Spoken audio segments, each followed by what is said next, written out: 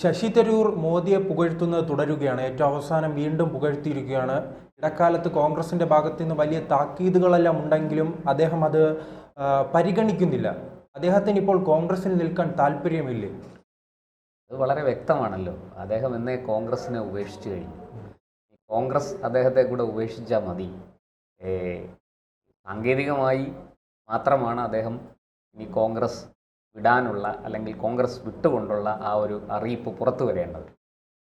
ഇതിപ്പോൾ നരേന്ദ്രമോദിയെ പുകഴ്ത്തിക്കൊണ്ട്, അതായത് നമ്മുടെ ഈ നയതന്ത്ര വിജയമുണ്ടല്ലോ, വിദേശ രാജ്യങ്ങളിലൊക്കെ നമ്മുടെ പ്രതിനിധികൾ പോയി സംസാരിച്ച് ഈ ഓപ്പറേഷൻ സിന്ദൂറിനെ കുറിച്ച് വിശദീകരിക്കുകയും അവരുടെയൊക്കെ പിന്തുണ നേടുകയും ചെയ്തു. ആ ഒരു വലിയ നീക്കത്തിൻ്റെ അതുമായി ബന്ധപ്പെട്ട് നരേന്ദ്രമോദി നടത്തിയ ഇടപെടലുകളെ പുകഴ്ത്തിക്കൊണ്ടാണ് ശശി തരൂർ ലേഖനം എഴുതിയിരിക്കുന്നത്. ഏതാനും ദിവസങ്ങൾക്ക് മുമ്പ് മുൻ കോൺഗ്രസ് പ്രസിഡൻറ്റും രാജ്യസഭാ എം പിയുമായ സോണിയാഗാന്ധി സോണിയാഗാന്ധി ഒരു ലേഖനം എഴുതി ഹിന്ദു പത്രത്തിൽ.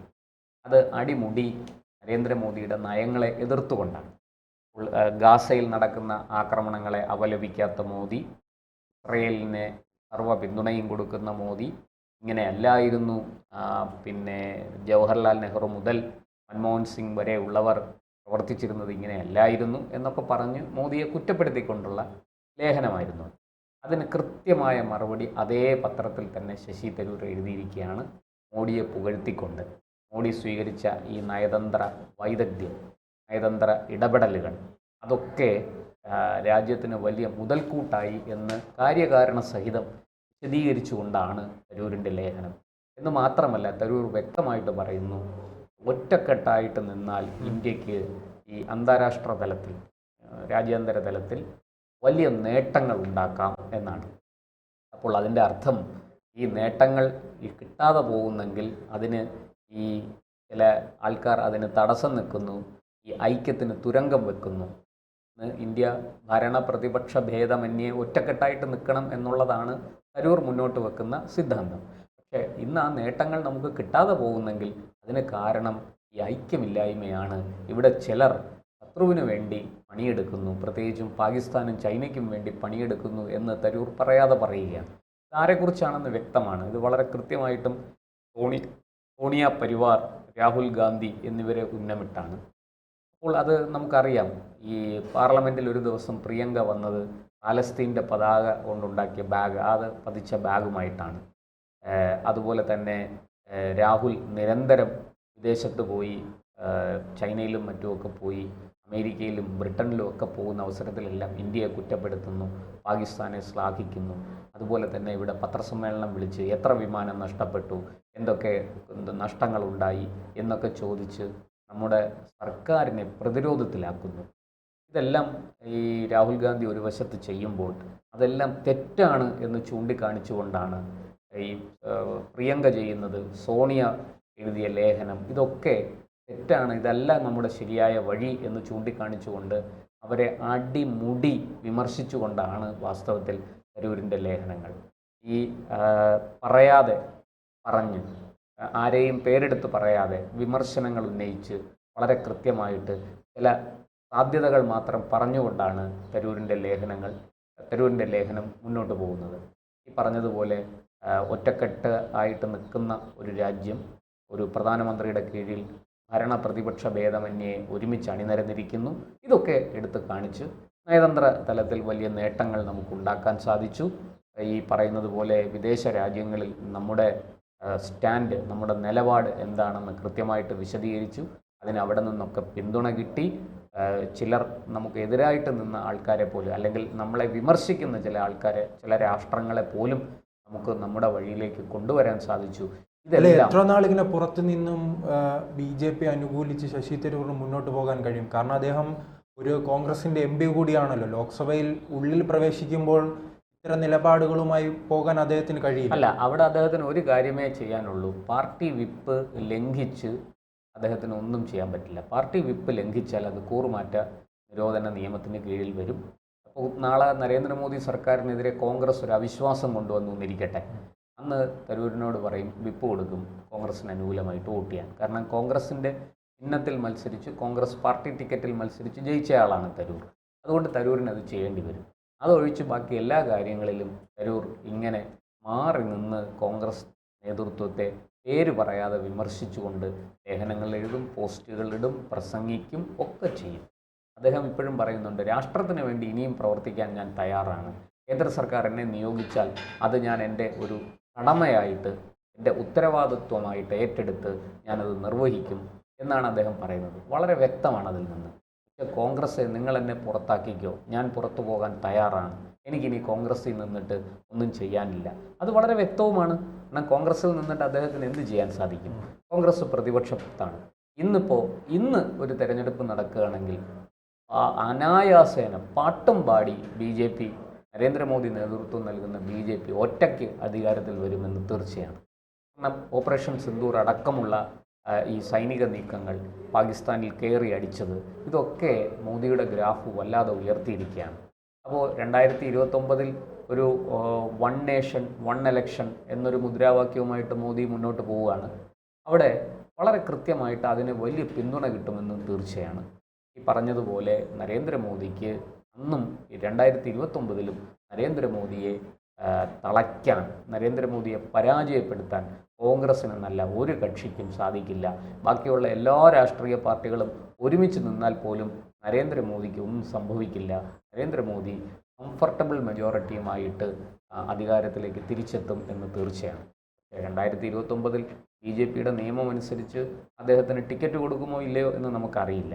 പക്ഷേ ഒരു തവണത്തേക്ക് ഒരു ഇളവ് അദ്ദേഹത്തിന് കൊടുക്കാൻ സാധ്യതയുണ്ട്. അങ്ങനെയെങ്കിൽ അദ്ദേഹം അനായാസേന തിരിച്ചു വരുന്ന കാഴ്ച നമുക്ക് കാണാനാകും.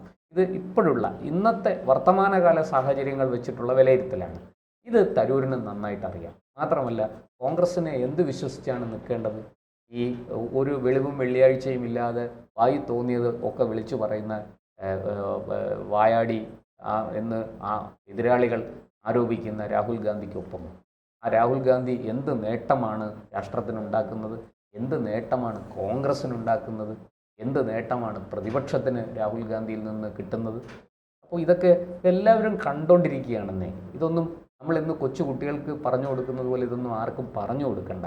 രാജ്യത്ത് എന്താണ് സംഭവിക്കുന്നതെന്ന് ഇവിടുത്തെ പൗരന്മാർക്ക്, ഒരുവിധപ്പെട്ടവർക്കെല്ലാം അറിയാം. കോൺഗ്രസ്സുകാർ പോലും രാഹുൽ ഗാന്ധിയെ ചുമക്കുന്നത് ഒരു വലിയ അബദ്ധമാണ് എന്ന നിലയിലാണ് എത്ര കോൺഗ്രസ്സുകാർ വിട്ടുപോയി. ഗുലാം നബി ആസാദ്, ഇപ്പോഴിതാ നമ്മൾ ശശി തരൂരിൻ്റെ മാത്രം കാര്യം എടുക്കുന്നതിനാ. ശശി തരൂരിന് പുറകെ സൽമാൻ ഖുർഷിദ്, എല്ലാ കാലത്തും വലിയ മോദി വിമർശകനായിരുന്ന, BJP വിമർശകനായിരുന്ന സൽമാൻ ഖുർഷിദ് മോദിക്ക് അനുകൂലമായിട്ട് സംസാരിക്കുന്നു, മോദിയുടെ മഹിമകളെ വാഴ്ത്തുന്നു. അതുപോലെ DMKയുടെ കനിമൊഴി, നരേന്ദ്രമോദി വിളിച്ചോടനെ കനിമൊഴി വിദേശ പ്രതിനിധി സംഘം, വിദേശ രാജ്യങ്ങൾ സന്ദർശിക്കാനുള്ള പ്രതിനിധി സംഘത്തിൽ അവർ ചേർന്നു. വളരെ മനോഹരമായിട്ട് അവർ കാര്യങ്ങൾ കൈകാര്യം ചെയ്തു. അല്ല, പുറത്തു നിന്ന് മാത്രം ഇത്തരം പുകഴ്ത്തലുകൾ കൊണ്ട് BJPക്ക് ഒരു ഗുണം ലഭിക്കുന്നില്ലല്ലോ. ശശി തരൂർ കുറച്ച് നാളുകളായി തന്നെ BJPയിലേക്ക് വരുമെന്ന് പറയുന്നു. അപ്പോൾ വന്നാൽ അതിൻ്റെ ഏറ്റവും വലിയ ഗുണം ലഭിക്കാൻ പോകുന്നത് കേരളത്തിലായിരിക്കും. കേരളത്തിൽ അത്തരം ഒരു ആവശ്യം കൂടിയുണ്ട്. ഒരു പ്രമുഖ നേതാവ് കോൺഗ്രസിൽ നിന്ന് BJPയിലേക്ക് ശശി തരൂരിനെ കോൺഗ്രസ് പുറത്താക്കുകയാണെങ്കിൽ അദ്ദേഹത്തിന് നേരെ ഒന്ന് BJPയിൽ ചേരാം. പക്ഷെ അവർ പുറത്താക്കാതിരിക്കുന്നിടത്തോളം കാലം അത് ചെയ്യാൻ സാധിക്കില്ല. അവിടെയാണ് ഞാൻ നേരത്തെ പറഞ്ഞത്, വിപ്പ് ലംഘിച്ചാൽ അത് കൂറുമാറ്റ നിരോധന നിയമത്തിൽ വരും. ഏതാണ്ട് 6 വർഷം എന്തോ പിന്നെ തെരഞ്ഞെടുപ്പിൽ മത്സരിക്കാൻ പറ്റത്തില്ല. അങ്ങനെ ഒരു പ്രശ്നം അതിനകത്തുണ്ട്. അതുകൊണ്ട് തന്നെ തരൂർ അത്തരം എടുത്തുചാട്ടങ്ങളൊന്നും കാണിക്കില്ല. പകരം അദ്ദേഹം വളരെ സാവധാനം കോൺഗ്രസ്, പരമാവധി കോൺഗ്രസ്സിന് തലവേദന ഉണ്ടാക്കി, കോൺഗ്രസ് തന്നെ അവസാനം ഇത് എങ്ങനെയെങ്കിലും ഒന്ന് തൊലഞ്ഞു പോകട്ടെ എന്ന് പറഞ്ഞ് തരൂരിനെ തലയ്ക്ക് ചുറ്റി അങ്ങ് കളയുന്ന ഒരു സാഹചര്യത്തിലേക്ക് കോൺഗ്രസ്സിന് വലിയ സമ്മർദ്ദം തരൂരുണ്ടാക്കും. അതിനുള്ള ബുദ്ധി തരൂരിനുണ്ട്. അതിനുള്ള അവസരങ്ങൾ കോൺഗ്രസ് തന്നെ, രാഹുൽ ഗാന്ധി തന്നെ ഉണ്ടാക്കി കൊടുക്കുകയും ചെയ്യും.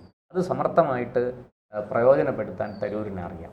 അല്ലെങ്കിൽ തരൂർ രാജിവെച്ച്, MP സ്ഥാനം രാജിവെച്ച് തിരുവനന്തപുരത്തു നിന്നോ അല്ലെങ്കിൽ മറ്റേതെങ്കിലും രീതിയിലോ ലോക്സഭയിലോ രാജ്യസഭയിലോ എത്താൻ അദ്ദേഹം, ലോക്സഭയിൽ മത്സരിച്ചാലേ പറ്റുള്ളൂ.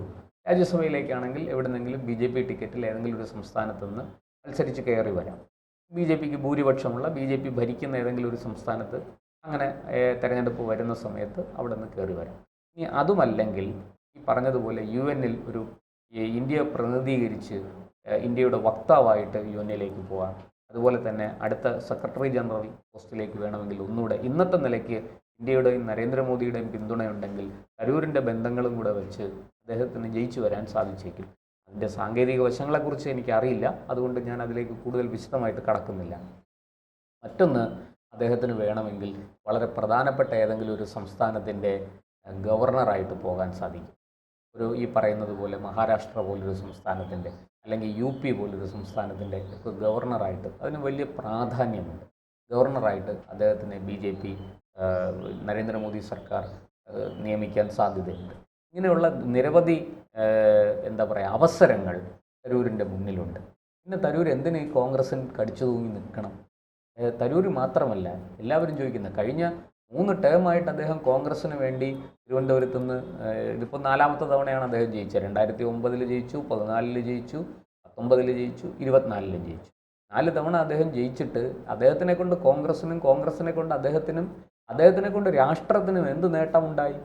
ഒരു നേട്ടം ഉണ്ടായിട്ടില്ല. ഈ പറയുന്നത് പോലെ 10, 15, 16 വർഷമായിട്ട് അദ്ദേഹം MP ആയിട്ട് ഇങ്ങനെ ഇരിക്കുന്നു എന്ന് മാത്രമേ ഉള്ളൂ.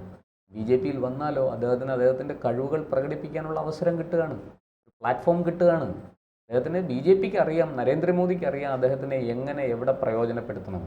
അത് തരൂരിനും അറിയാം. തരൂർ നിന്നുകൊടുത്താൽ മതി, ബാക്കി BJP പണിയെടുത്തോളൂ. ഇത് മറ്റാരെക്കാളും നന്നായിട്ട് അറിയുന്നത് തരൂരിന് തന്നെയാണ്. അതുകൊണ്ടാണ് അദ്ദേഹം ഈ സമ്മർദ്ദങ്ങളെല്ലാം ഉപയോഗിക്കുന്നത്. ഈ സോണിയാഗാന്ധി നരേന്ദ്രമോദിയെ വിമർശിച്ചെഴുതിയ അതേ പത്രത്തിൽ നരേന്ദ്രമോദിയെ പുകഴ്ത്തിക്കൊണ്ട് ഒരു കോൺഗ്രസ്സുകാരൻ ലേഖനം എഴുതുക. നോക്കൂ, എത്ര ഗുരുതരമായ അച്ചടക്ക ലംഘനമാണ് തരൂർ നടത്തിയിരിക്കുന്നത്. ഇത് നിസ്സാര കാര്യമല്ല. പിന്നെ കോൺഗ്രസ് ആയതുകൊണ്ട് ഇത് BJPയിലോ CPMലോ ആണെങ്കിൽ സാധിക്കുമോ? അടുത്ത നിമിഷം അവർ പുറത്താക്കും, നടപടി സ്വീകരിക്കും, അല്ലേ? പക്ഷെ കോൺഗ്രസ്സിന് അത്രയ്ക്കുള്ള കഴിവോ ശക്തിയോ ഒന്നും ഇപ്പോഴില്ല. കോൺഗ്രസ് അതുകൊണ്ട് തന്നെ അതിന് അങ്ങനെയുള്ള ഒരു നീക്കങ്ങളും കോൺഗ്രസ് നടത്തില്ല. കോൺഗ്രസ് ഒന്നുകിൽ തരൂരിനോട് മാന്യമായിട്ട് പുറത്തു പോകും എന്ന് പറഞ്ഞ് തരൂരിനെ അങ്ങ് പുറത്താക്കും, അല്ലെങ്കിൽ അവർ കണ്ണും പൂട്ടി വായു അടച്ച് മിണ്ടാതിരിക്കും, മൗനം ആചരിക്കും. തരൂർ എന്ത് വേണമെങ്കിലും പറഞ്ഞോട്ടെ, എന്ത് വേണമെങ്കിലും എഴുതിക്കോട്ടെ, നമുക്കതിലൊന്നും ഒരു പങ്കുമില്ല. എന്തായാലും ഇത് എത്ര നാൾ ഇത് മുന്നോട്ട് പോകും എന്ന ചോദ്യമാണ് ഇപ്പോൾ ഉയരുന്നത്. ഒരുപാട് നാളൊന്നും ഇങ്ങനെ മുന്നോട്ട് പോകും എന്ന് തോന്നുന്നില്ല. രണ്ടിലൊന്ന്, ഒന്നുകിൽ അങ്ങോട്ട് അല്ലെങ്കിൽ ഇങ്ങോട്ട് എന്ന് പറയുന്ന ഒരവസ്ഥയിലേക്ക് കാര്യങ്ങൾ ചെന്നെത്തും എന്ന് തന്നെയാണ് ഈ സംഭവങ്ങളെല്ലാം സൂചിപ്പിക്കുന്നത്. അതുകൊണ്ട് തരൂർ അവസരം നോക്കിയിരിക്കുകയാണ്. അദ്ദേഹം എന്തോ ഒരു കാര്യം ലക്ഷ്യമിട്ടിട്ടുണ്ട്. ഇതിലേക്കാണ് അദ്ദേഹത്തിൻ്റെ നീക്കം നടക്കുന്നത്. നമുക്ക് കാത്തിരിക്കാം എന്താണ് സംഭവിക്കാൻ പോകുന്നതെന്ന്. വരും കാലങ്ങളിൽ, വരും ദിവസങ്ങളിൽ അറിയാൻ സാധിക്കും.